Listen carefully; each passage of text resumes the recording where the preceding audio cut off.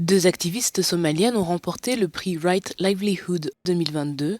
Les militantes Fartoun Adan et Ilouad Elman ont remporté le prestigieux prix considéré par certains comme le prix Nobel suédois pour avoir promu la paix, la démilitarisation et les droits de l'homme en Somalie face au terrorisme et à la violence sexiste.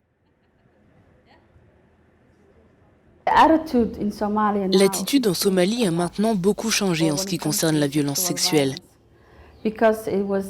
Il fut un temps où personne ne pouvait en parler, personne ne disait que nous avions ce problème. L'attitude change maintenant parce que les gens acceptent le problème que nous avons.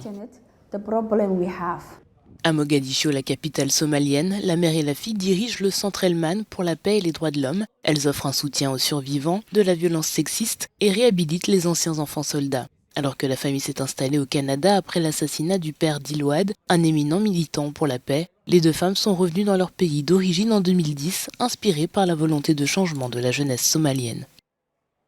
Je pense que les arts martiaux pour les femmes et pour les filles sont un outil très innovant.